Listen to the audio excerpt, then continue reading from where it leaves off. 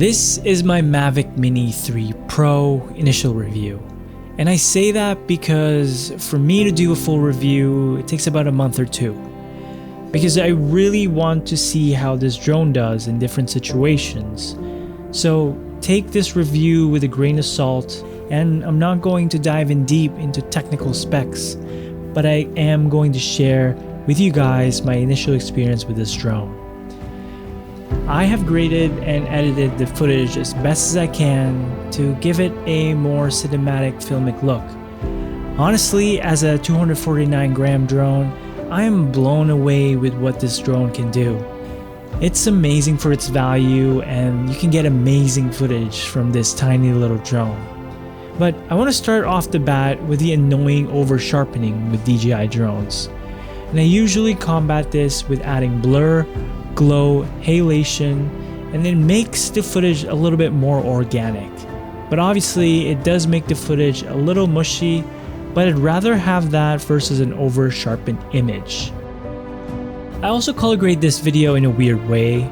I started with D-Cinelike footage, corrected it to suit Rec. 709, and transformed that to Sony S-Log3 because I have a filmic color grading workflow that fits best with Sony S-Log3 footage. One thing that I noticed was that the footage is a bit sensitive.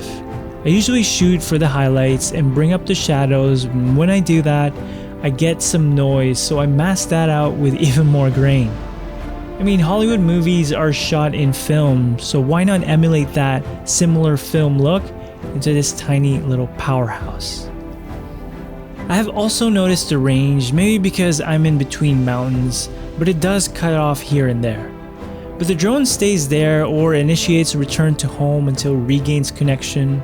It's a general feature to have with DJI drones nowadays, and it's a nice safety feature. Since this drone is light, don't expect it to fly very well with moderate to harsh wind conditions, because it'll definitely push this drone away. I mean, you can fly it, but you won't get smooth cinematic shots. But if you're flying in good conditions, you'll have no issues flying this thing in normal or sport mode. I want to talk about battery life. I shot this video with only 2 batteries. I mean, it's that good that you don't need to bring so many batteries with you anymore if you only have a short trip somewhere. I'm really happy with this upgrade, and I'm glad DJI keeps pushing the limits of the battery life in their drones. If you travel constantly, this is a drone to get. Like myself, I love to get great footage of places I travel to. This will get me by with not getting any license in countries that don't require it for drones under 250 grams, so it's easier to fly with little restrictions. But always check your destination's rules and regulations for flying a drone. I feel like this drone is a good beginner / getting into pro level drone because it really gives you a nice footage to start with.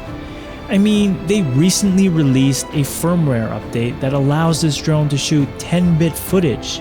This tiny little camera. DJI just keeps pushing technology to its fullest, and it's amazing. Really am excited about the newer versions that will come out in the next 10 years, because we'll probably have a Mavic Pro 3 level in the Mavic Mini body at that time.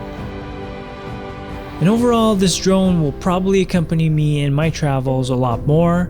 It's light, easy to carry around, and it has an amazing camera that will allow you to shoot amazing footage.